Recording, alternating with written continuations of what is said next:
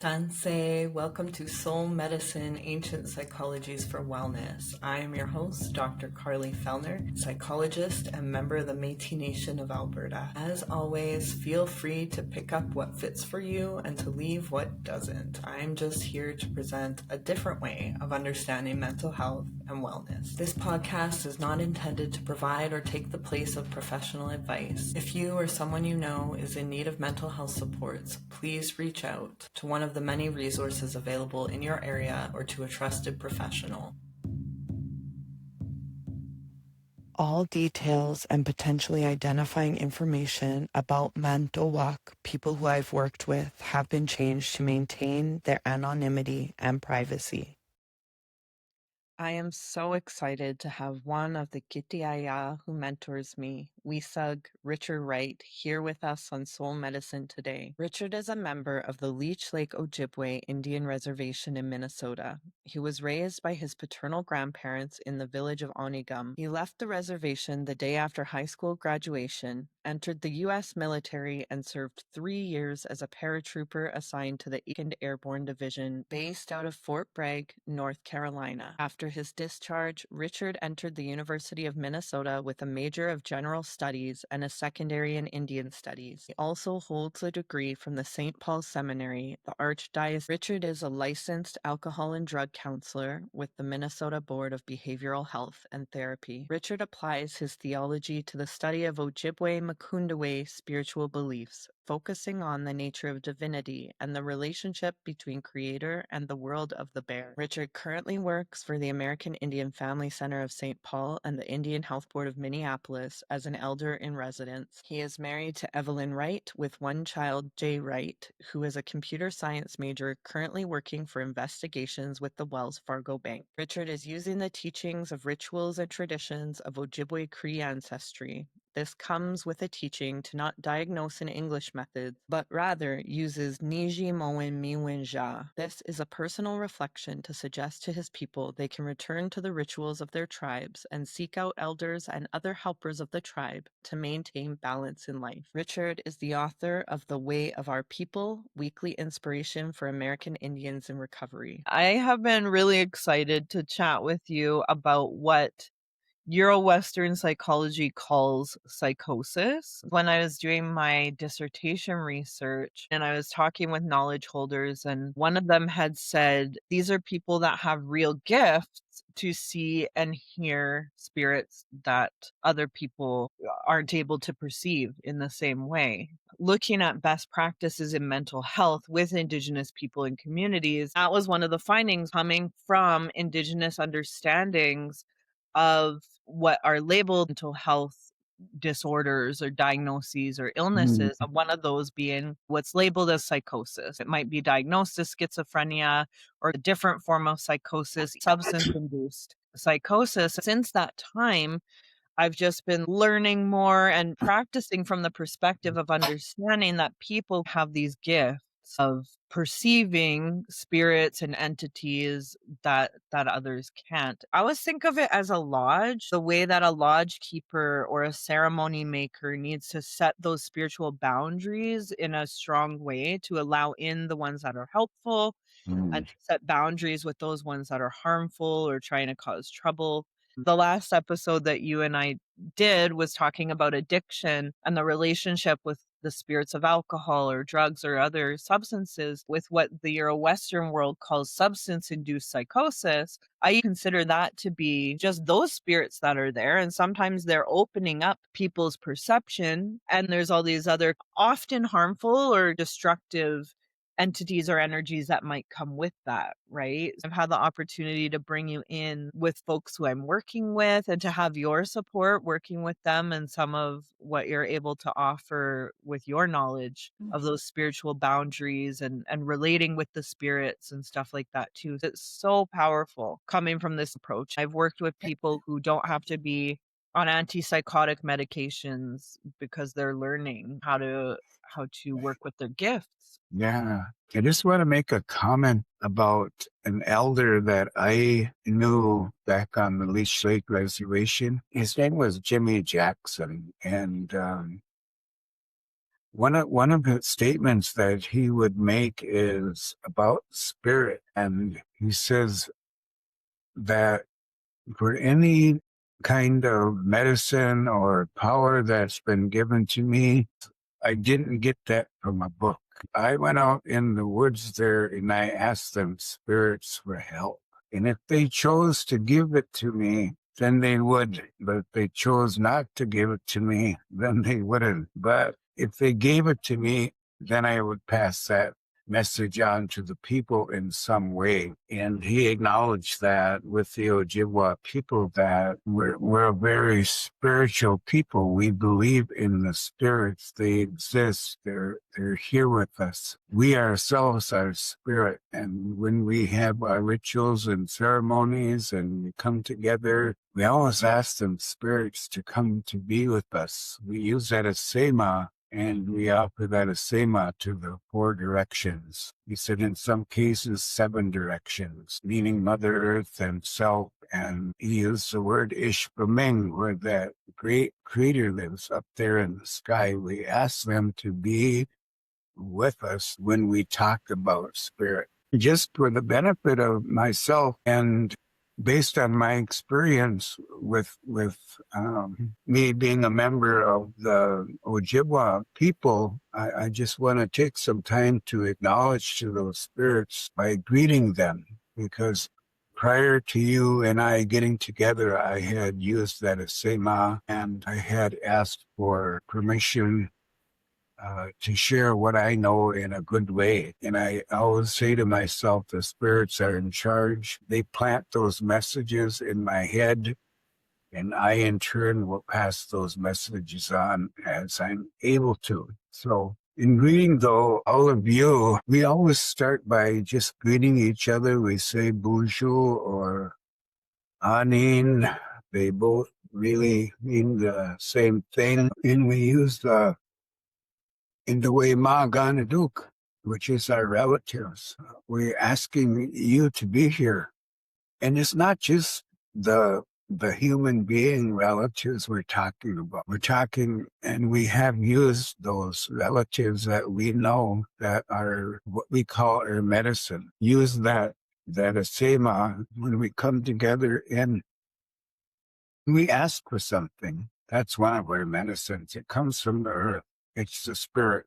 We use that sage that will purify myself and whoever is around me.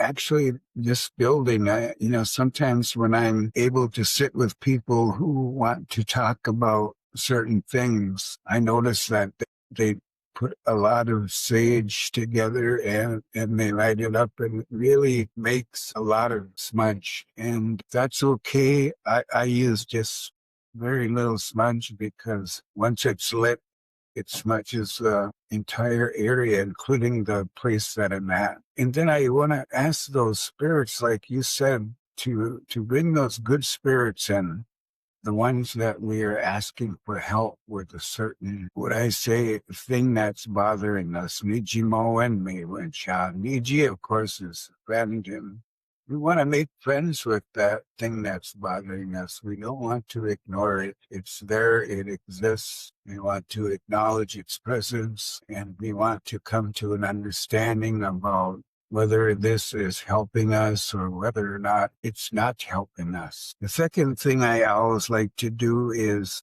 just to give a little bit of history about who I am in terms of the family that raised me, that brought me into this world, which is my, what I referred to back then was my dada, which is my father. And his name was Zagiwe Gabo, which translated into English means that he walks alone or he stands alone.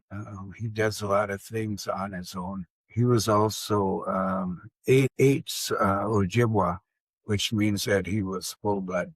And then my mother, Nimama, she was given an odd name. It had more English definition, meaning it was the English word. It was gizmo, Gizmo, and gizmos are things that we sometimes just maybe we make them up ourselves, or we improvise something that we need to make something. Or but the reason why she got that word is because she was a person that was always fixing things, whether it was repairing clothes that were torn, or which today those are fashion. Back then, she always put patches on things, or she darned socks. Today, we throw them away. But she was always fixing something. And one of the things she did with her children was she made all of her clothes. But in reality, her name in the Ojibwa language was Mindimuyen, which means that she keeps things together. It's kind of a general word that we use for our elderly women, our aunties, our sisters. They hold things together, families together, things like that, which we rely on heavily for that. My upbringing, though, started really when I was about 8, because that was a pivoting point in my life when my parents decided to head off to a big city through the Bureau of Indian Affairs relocation program. And I imagine there was some preliminary discussion about who they were going to take with them. They always say, we're going to go to they went to Chicago. And so when we get settled, we'll send for you, that kind of thing. There was always some kind of planning going on anyway, with the intent that people would come later as things settled down. I was about 8 when that happened, and I watched them get on the train and head away, and I felt really that I was alone as far as my family went, because all of my siblings went with them, and I stayed behind.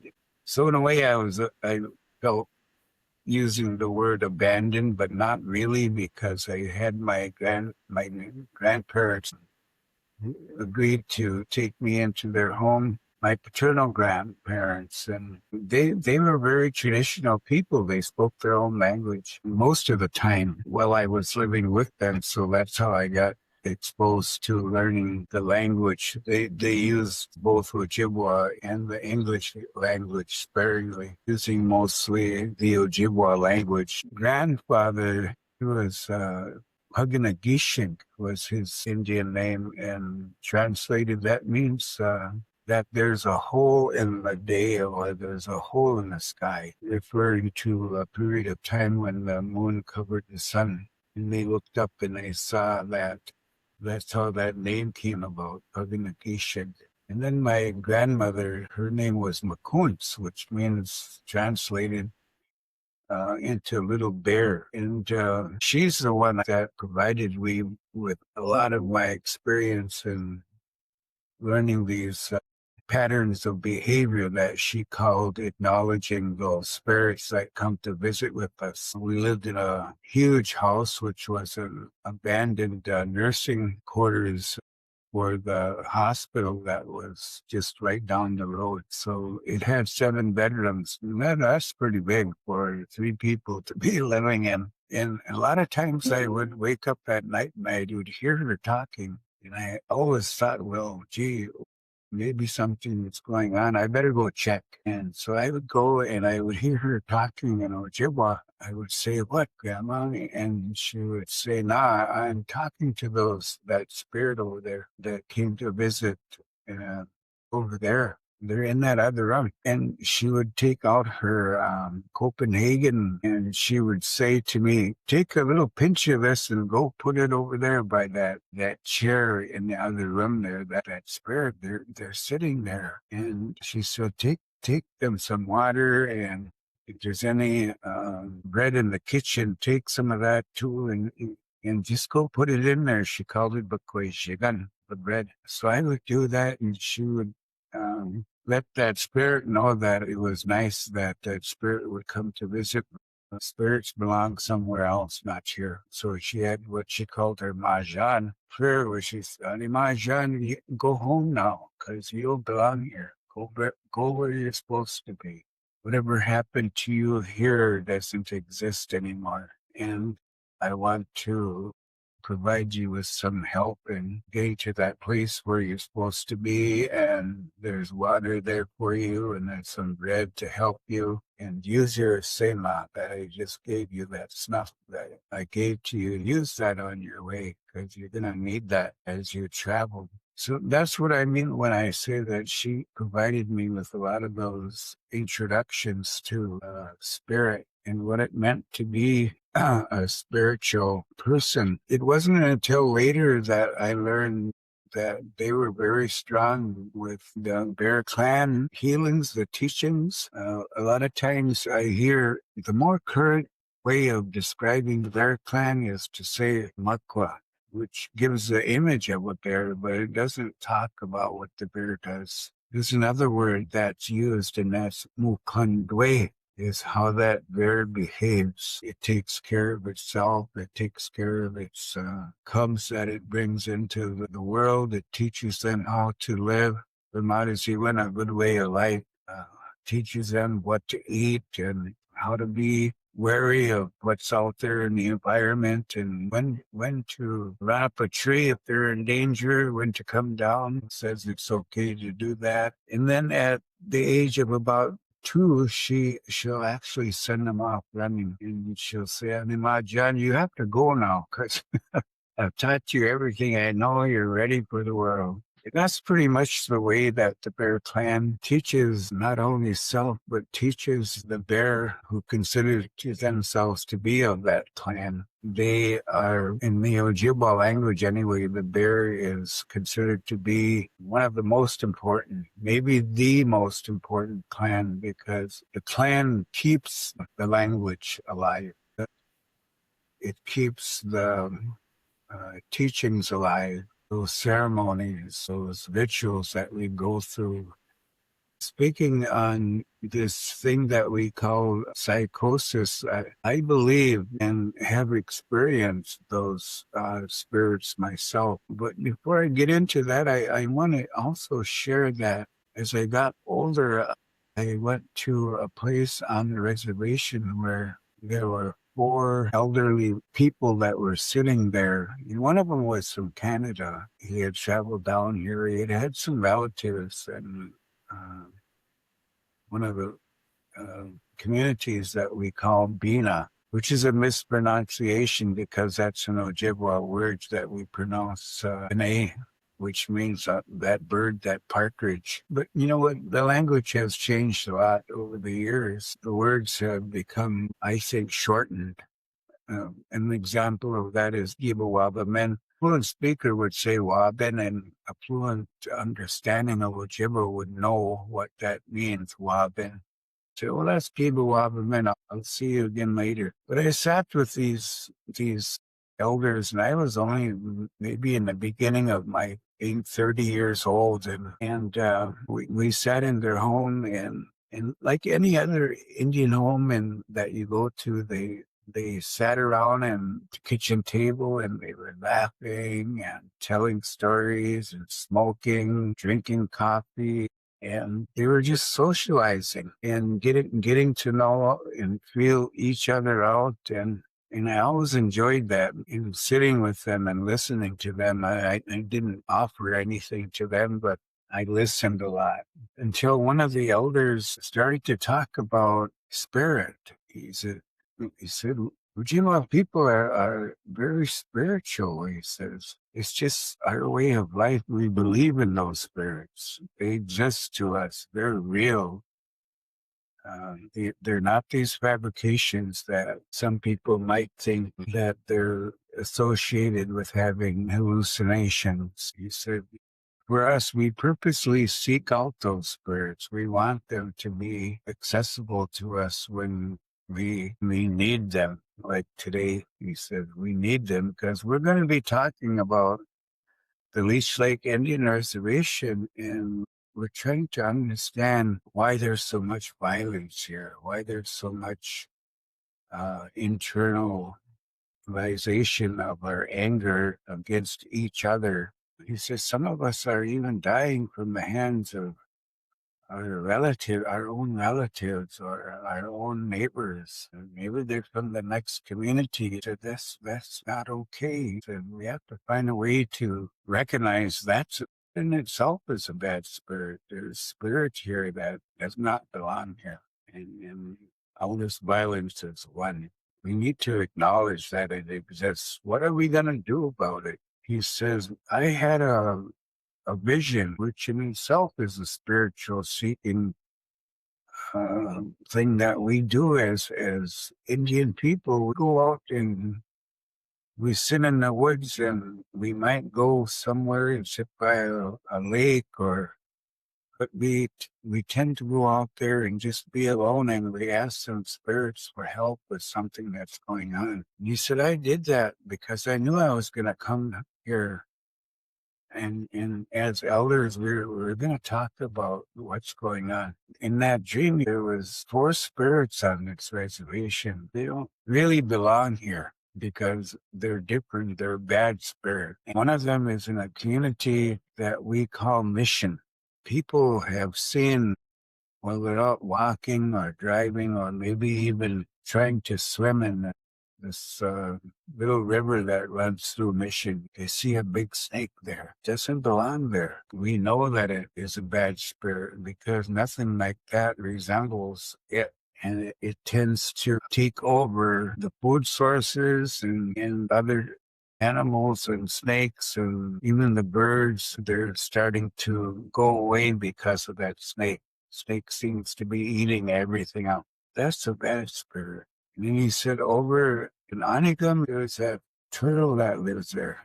People in Onigam, they've seen a turtle walking through the snow. And sometimes it's walking on the lake, the frozen lake. And turtles usually go down in the water and burrow into the mud, and that's where they spend those winters. But this turtle's out there. There's something going on that is bothering him, and so he's acting differently. This whole thing about that turtles just tells me that that's a bad spirit for a turtle to not follow the patterns of life that it's used to.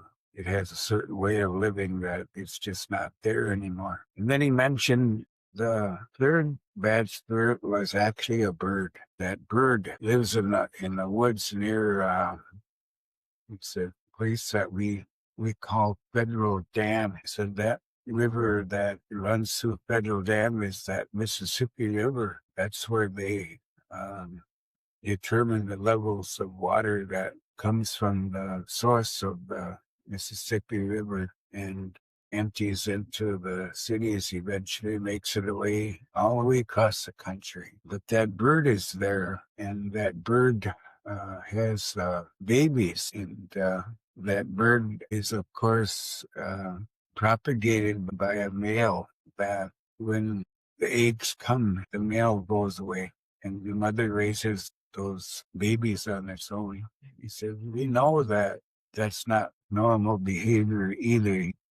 That's a spirit that is there that is very different. And then he stopped talking. It was just quiet in there and just drinking coffee and smoking, and nobody said anything though. But then there was a young man, and he said, Grandpa, I like your story, but you said there was 4 bad spirits. I heard you talk about 3 of them. And again, there was that silence, and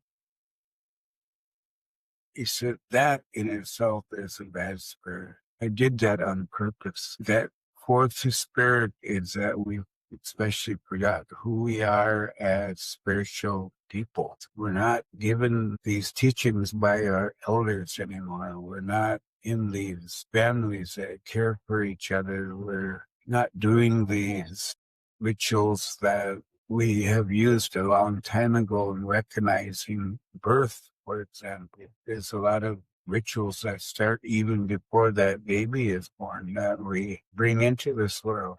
And then there's rituals that are happening when that baby is born. There are rituals that happen as the baby learns to speak, and rituals when that baby becomes able to have children. In between there's a lot of accomplishments that we bring to our children, and we tell them that we praise them and we give them appreciation ceremonies, and this gives them that medicine that they need in order for them to feel good, that acknowledgement of the strength that they have.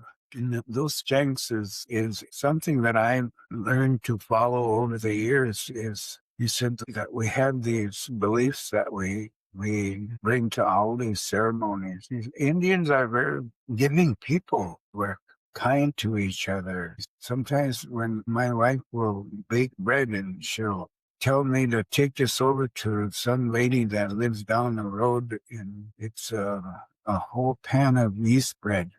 And I just take it over there and say, here, this is for my wife. She wants you to have this. He said, that's kindness. And then the other one is sharing. The giving of that bread is sharing. These are all very simple equations that we used to live by. The other one is just being honest with each other like we are today. We're acknowledging that violence exists on our reservation. There's addictions. There's all kinds of things coming on the reservations that we have to contend with it now. Things have changed so bad, really bad. And he said the fourth one of those beliefs is strength. Our rituals and our ceremonies bring us strength. If we have something that's going on with us, we get together as Indian people and we support each other. One of them is that when we have these elders that are sick, we go sit with them. We don't leave them to be sick by themselves. We go into their home and we're by their bedside. Even if it's just sitting there in silence, we're there. And sometimes we might bring other people in, they bring food in, we sit there and somebody might sing and somebody might talk, but we sit there and we acknowledge that and give that person strength who's sick. So especially if we know that they're going to pass away into the spirit world, that's important that we do that with them. So in a sense of that spirit that we have as Indian people comes that term of psychosis, which under DSM, at least from my understanding, I'm a layperson in that sense of Western philosophy, but I do know a lot about my culture and my language and being an Ojibwa man and being exposed to our very strong belief system, not a religion. It's a spiritual existence. But I do know that sometimes when our people go to see a mental health worker and they might say, I seen a bad spirit or I seen a good spirit. And right away they might say, let's say you meet the criteria that maybe you're schizophrenic. And that's a label that is not known to culture. We know it to be more of a spiritual seeking of something that we need help with. And then they want to give us pills and to take away the way if we're feeling sad.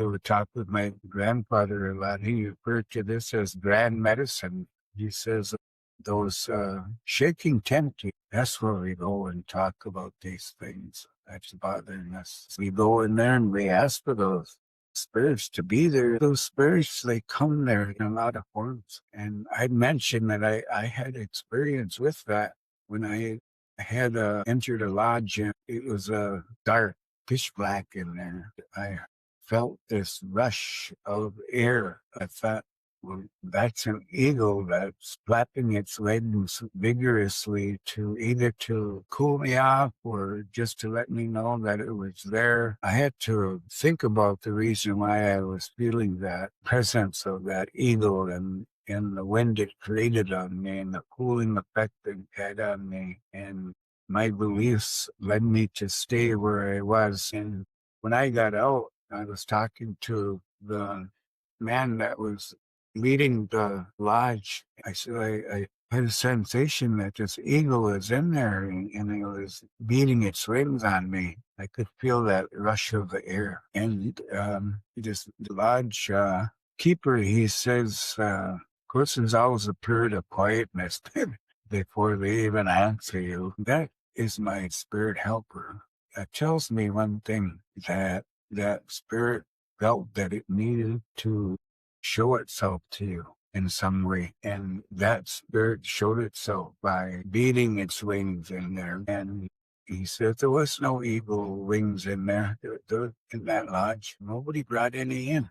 Be humbled by that spirit because it was there to help you to be able to move forward with whatever it is that you offered me, that of Sema or that tobacco. It was reassuring for me that my spirit helper showed itself to you. People do go and seek those spirits.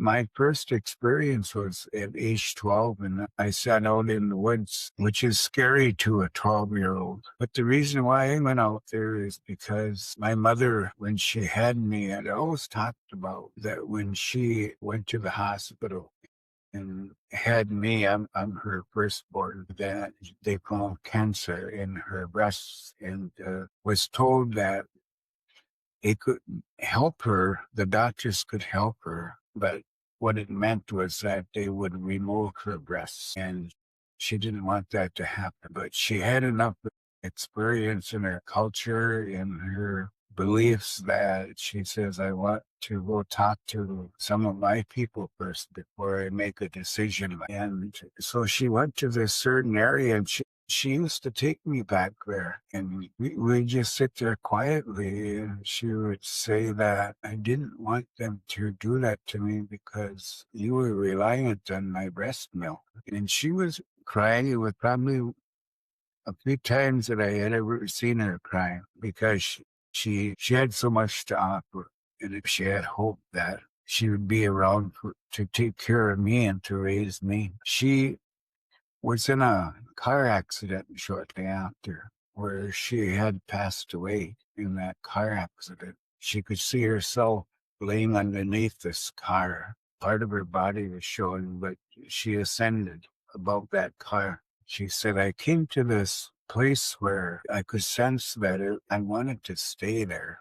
I was being drawn into it. I felt a lot of love in there. Then a spirit voice came to me and talked to me and told me, you can't stay, Marianne. You can't stay, Mendemoye. You have to go back because there's something I want you to do.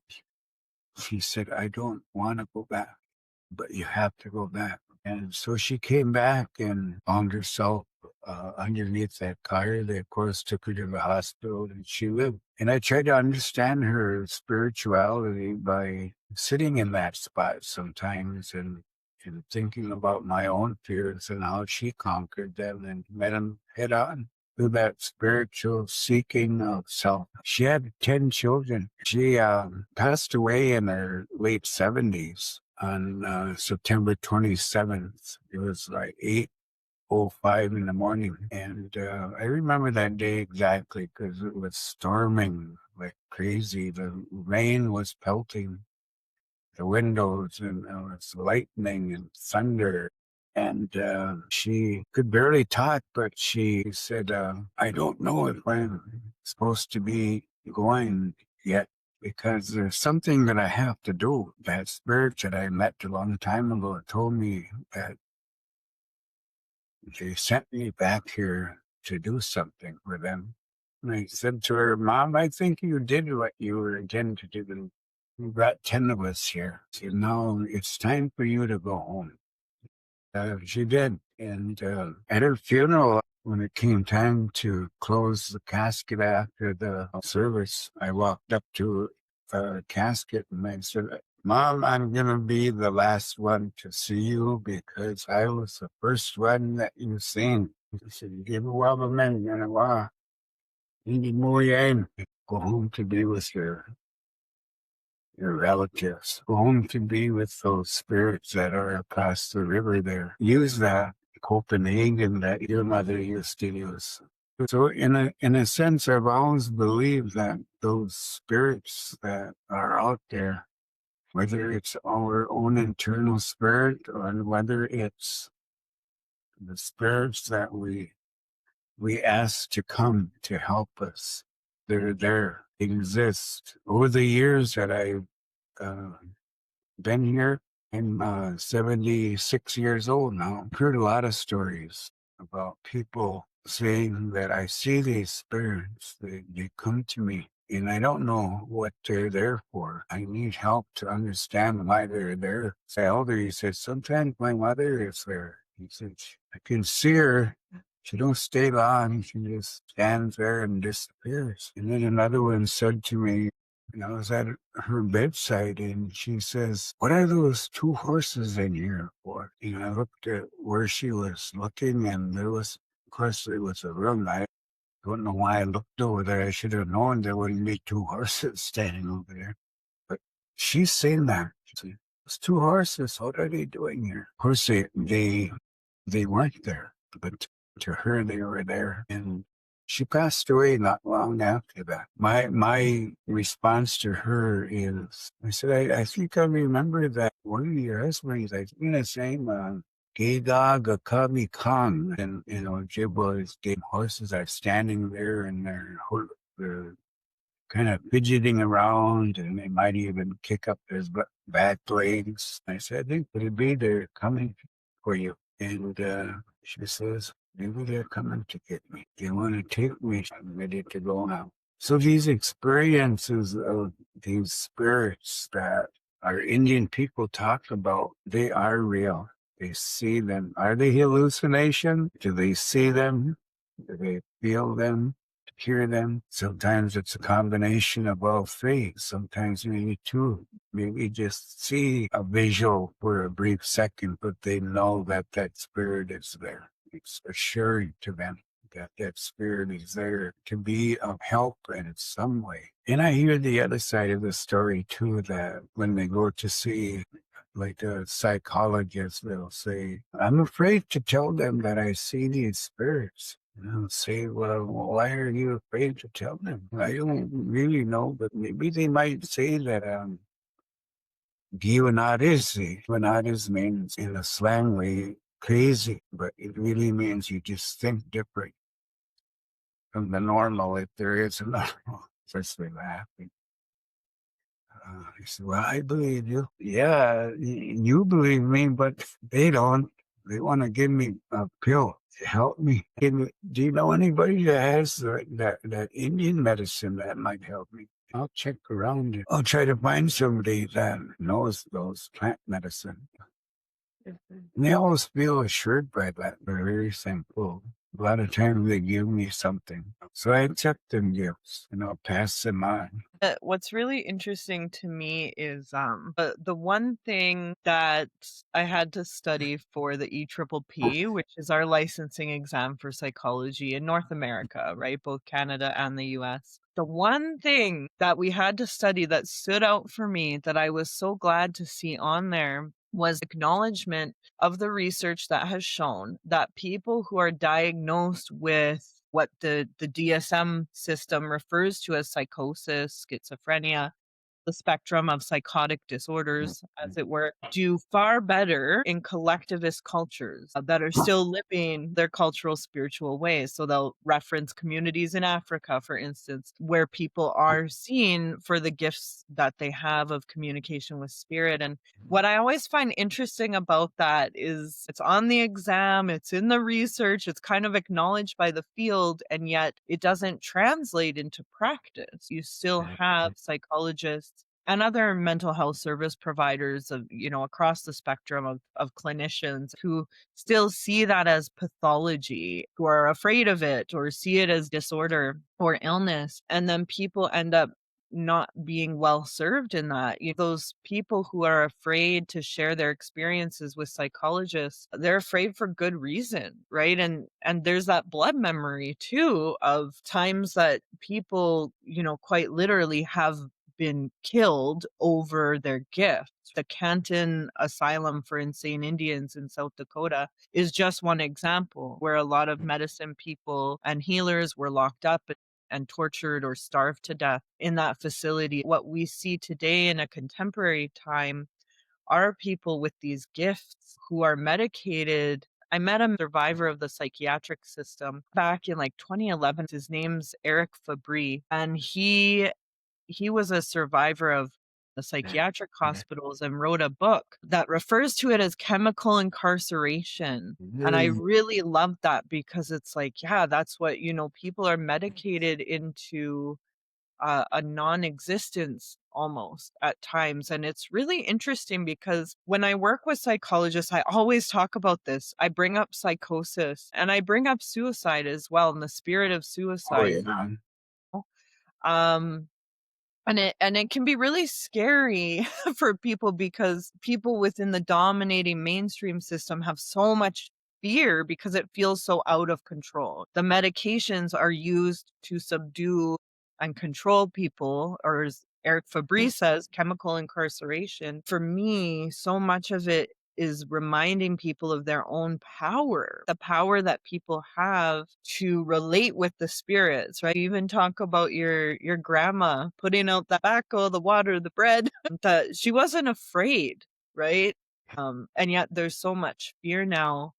And so I'll have psychologists ask me, well, what about, and what about? And I always say it is complex. It's not black or white either, or it's not about one size fits all. In the iyiniwak indigenous world, in our cosmologies, we know it's never one size fits all, right? It's going to be different for different people. So maybe for somebody, it's that plant medicine that you're talking about. Maybe for another, it's a certain kind of ceremony. And for yet another, I've seen people also, this is what sort of surprised me. And then after I was like, I shouldn't have been surprised because I'm always talking about people's own power. Yes. And you hear this teaching in spiritualities globally, right? That we have that source of life, of creation within each of us. We're all connected to that power. We all have access to the power of faith and prayer and spirit and creation and life force, whatever we want to call it. And to remember that you're the one with the body. That's something that's said within Indigenous focusing oriented therapy, even because we have a module that focuses on clinical spirituality, and that's part of the reminder. You have the body, and so they have to listen to you. And because people have been taught that they're powerless, that they are a passive victim of whatever's happening, whether it's something within the human world, or let's say it's these spirits, and they feel that they have no power, they have no control there, when really they do it. And so I've worked with people where, like I say, the first time it surprised me. And then after I was like, that shouldn't have been surprising. But seeing someone who had been diagnosed with schizophrenia, was on antipsychotics, really wanted to be off of their medications. And they were very clearly able to identify that there was a certain number of spirits that had been with them, and there was one that was malicious. They recognized this one was malicious. It would tell them to hurt themselves. And coming into their power, that person was able to move that spirit out of them into an object. And then they were able to take that object, and what worked for them was to actually burn that object with tobacco and with a prayer to send them out to the cosmos, and where they couldn't cause harm to another person. And so they were able to handle that themselves, and then they were never bothered again by that entity. And it was sent to a place off of this planet. I've seen that happen when the person was given that space to harness their own power. It's interesting because I want to be careful. I know there's things that are harmful out there, and I know it can be hard for people to understand if they haven't had a direct experience. I'm not somebody who has a gift to see or hear spirits normally, but I believe you might have known about this because it was when I was living in Minneapolis. I had a suicide spirit hop on me from somebody. And that was the first time I had experienced something that was clinging on me. And I knew that because it was telling me to take my life. And I knew it wasn't me. It was coming through like it was my thoughts, but it wasn't my thoughts. And what ended up transmuting that spirit was actually dancing traditional jingle in Fond du Lac. And I was there with Maria, and I danced and danced like crazy those 3 days. And I remember having a dream of this big bear, she's Bear Clan too, this big bear coming and hugging me. And after that, that spirit was dissipated. I had the sense as I was dancing that the spirit was it was transmuting, it was transforming, like turn into dust almost, like sparkly dust. I don't know. So it's interesting, right? That taught me like, whoa, this is what it can be like when you have something there, because I don't normally have that experience. I heard you mention a few times that word pathologize, and the Ojibwa, and to some extent the Cree, we share a lot together from a cultural language standpoint, is that there's a spirit that we identify, and it depends on who you're talking to, but for me, I call it Wendigo, and that is, it can be a bad spirit because it consumes, right? It consumes. It's intended to be harmful. Some people have said that it tends to lead us towards cannibalism. But when you say that, you think about human eating another human. But it's not really that. It's that, and I'll take alcohol, for example. That's a Wendigo spirit, because it tends to consume us. It takes things away from us that we need in order to lead. And I don't expect everybody to lead a good life. I always refer to the feather teachings, the eagle feather Miiguan teachings, is that path of life has quills on both sides of that feather that represent good and bad. But we soon find out that those are just like spurs on a railroad. You always have to come back to the main track, right? Because that's not going to lead you anywhere. It's by going back to that main track that we touch bases about who we are. We are Wendigo, you exist. I want to acknowledge you. It's like I want to acknowledge alcohol exists. Alcohol is a spirit. It has power. It has so much power. It misplaced creator-given spirit. Creator spirit left. Can't live together. But can we bring creator spirit back? Yeah, we can. We can take away that Wendigo spirit, which is that bad spirit, acknowledging it, and let it know that we can't exist together. Yeah, because that's not my way.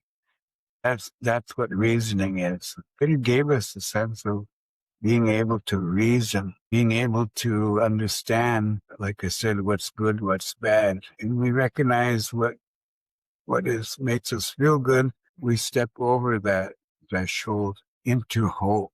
Can I share a vision I had that got me sober? Yeah. I was being chased by a white horse, a stallion with a man warrior on it who was dressed in white buckskin carrying a long lance. And he was chasing me. Could hear him running behind me. And I came to this stand of poplar, and I ran around that poplar, and it was right behind me. And then I went into that poplar so that horseman couldn't get me, but I knew I couldn't stay there. And so I took off running, because in a distance what I saw was a drum.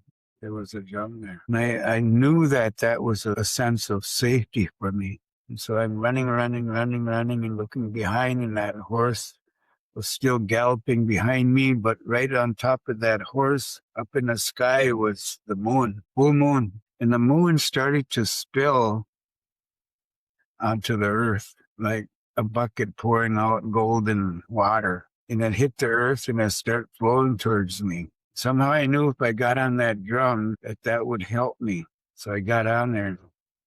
There was only one drumstick there, and I started on the drum. When I was pounding that drumstick, that golden liquid retreated back up into the moon, and the horsemen stopped and looked at me.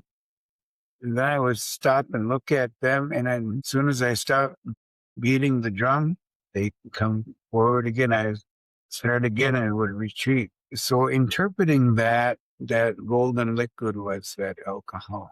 Somehow I knew it would kill me if I let it continue to come towards me. Somehow I knew that I was an Indian man. That drum represented what I know as an Indian man. That's the heartbeat of who I am. I talk about that sometimes, D-Way again. The heartbeat of that's introduced to us when we meet our mother becomes comforting to us. We seek it out. And then we come out here, it's cold. Yeah, baby goes right here. It's somewhat comforting, but that outside the mother drum is still there, right? That's who we are. We go to powwows, we sing, we dance. The drum is always present. In the Ojibwa language, if we were to break that down, D-Way again, D is how we feel, way, the words that we'll use, again, is how do we sing those words? It's asking for help. I'm asking you for something. I talk to that drum a lot. Now, if a psychologist sung, Richard. One of my messages to psychologists, psychiatrists, social workers, all mental health service providers, people working in the field, believe the person, believe what they're sharing with you. It's actually a little bit messed up. If you think about the way the DSM works, where there's these particular disorders that by definition, part of receiving this diagnosis is that you believe what you're experiencing is real. And the mental health clinician is the one who actually knows what's real. That's messed up. That's really messed up. And so I kind of bring that up to people, right? And where, and I did do another episode of the podcast early on. I mean, the first two, episode 1 and 2, where I really talk about the system of diagnosis and how it's tied into colonialism. That term psycholonization, the way that disciplines, psychiatrists, psychologists are colonizing through our work, when we are not actively decolonizing and undoing those philosophies, approaches, the way that we conceptualize, assess, treatment plan, all these terms. If we are not undoing the colonialism that's a part of that, both ideologically and in practice, then we are perpetuating colonialism in practice. And so to see this legacy, just like that knowledge holder in my dissertation work, who said when the settlers first arrived at Turtle Island, they thought that we were doing ritual crazy stuff, right? We weren't crazy then. We still aren't crazy. So stop telling us we're crazy.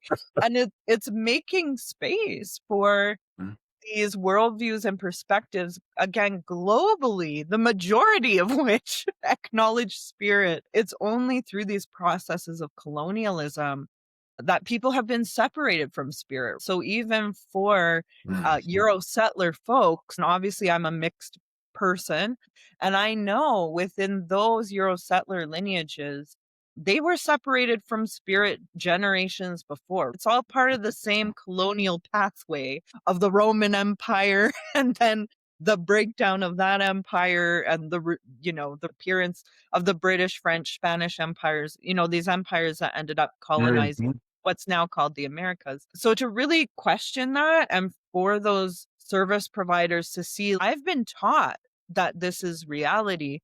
And then not just making space, but actually truly being with the person in their reality, believing them. When I have folks come see me who've been diagnosed with schizophrenia or whatnot, I will let them know, this is how I understand this, that you are actually perceiving something that other people can't. And to date, in my experience, every time I share that, there's this relief of, yes, that's what I've been trying to tell people, that this is real and nobody is believing me. And this is where the disciplines are totally gaslighting people.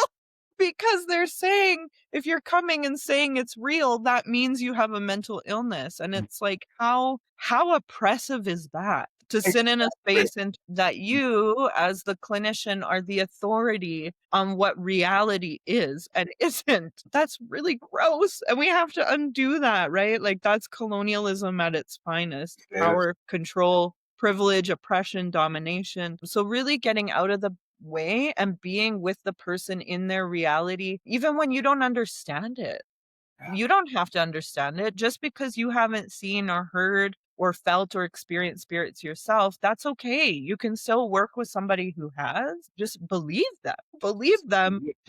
Yeah. And if it feels way out of your wheelhouse, like if you can't be there with them in that, then reach out to other supports. I let folks know who work with our people in communities, if they have a really hard time with that piece, have those relationships with trusted, like ceremonialists, spiritual people from community, people like yourself who they can connect with. And this is one of the things I love about the work we do at Maskihkiy, is that we've created that space for our clinicians to bring in those kihtehayak who have that knowledge to come into the space. We still don't have a system for funding that, which is something that I hope over time the system sees the value, right? That we need to provide funding for these knowledge carriers, for these spiritualists, these ceremonialists who can help in that way, right? But at this time, we figure it out on our end, and that's what we'll do. We make that space, and I'm grateful for that because I'm still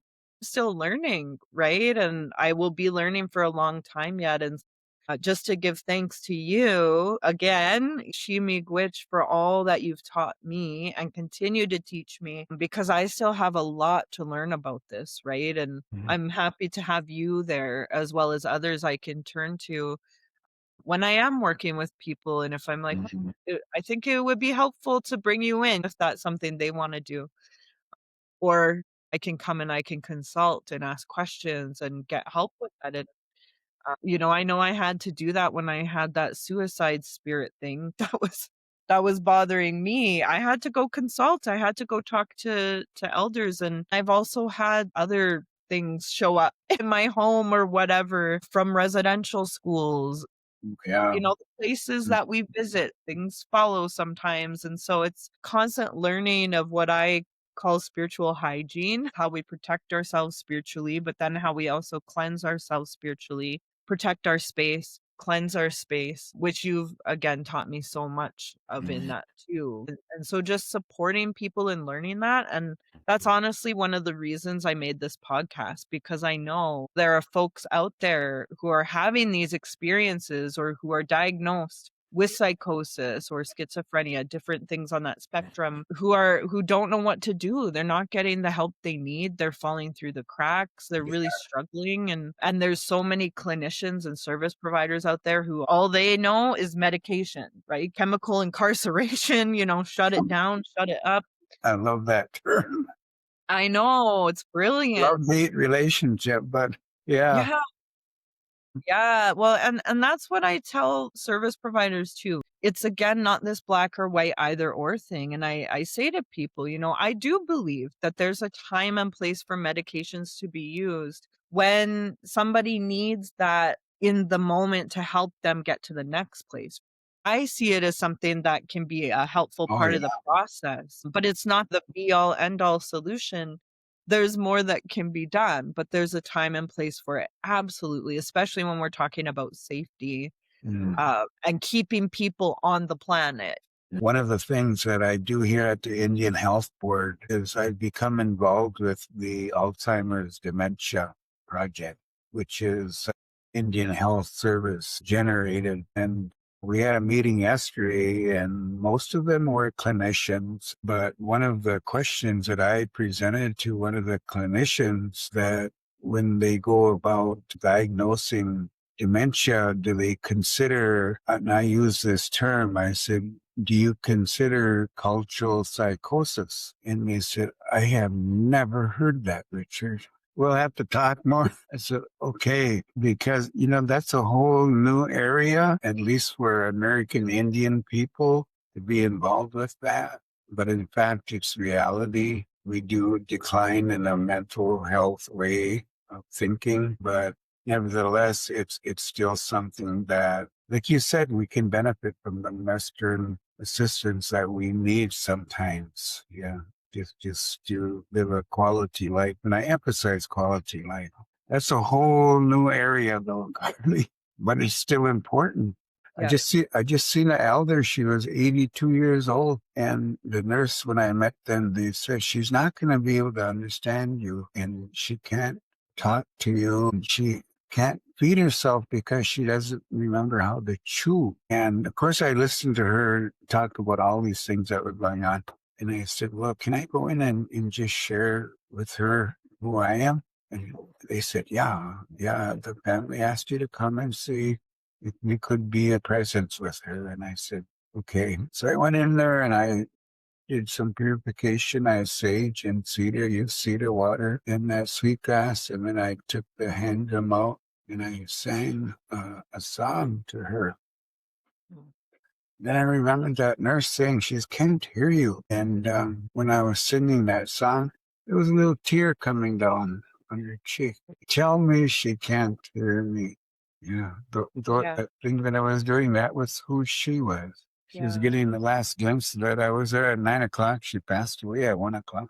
She was happy. I believe that. Whole new area, though. Yeah, it is.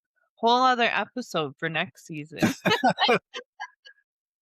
Thank you so much for everything that you shared. I feel like we could talk probably a good 3 more hours on this topic and still be uncovering pieces. Right. So Well, it's like for new adventures, new worlds. exactly. So more for another time. I really appreciate you having this conversation with me Good. today. It's so important, and it's such an area of passion for me, for people to know that there are safe spaces out there for them to go and speak about those experiences that they have and receive the support. Because what I see that's happened is through processes of colonialism and the ways that communities have been pulled apart, is people just often don't have those mentorship relationships that they would have had. And you see that those who do, still people that do certain ceremonies where they have that contact with the spirits, they got to grow up with that mentorship still. They got to grow up with people teaching them about those gifts, how to use those gifts. And there's just so many people who haven't had that and don't have that right now because of the way that colonialism has disrupted that intergenerational transmission of knowledge and understanding gifts, and that there are ways to learn to work with them to protect yourself and others in that work, and to be in your power in that and be able to manage and command your gifts in a good way. So thank you so much for chatting with me today. Hi. Thank you so much for joining me today, and I look forward to seeing you on the next full moon.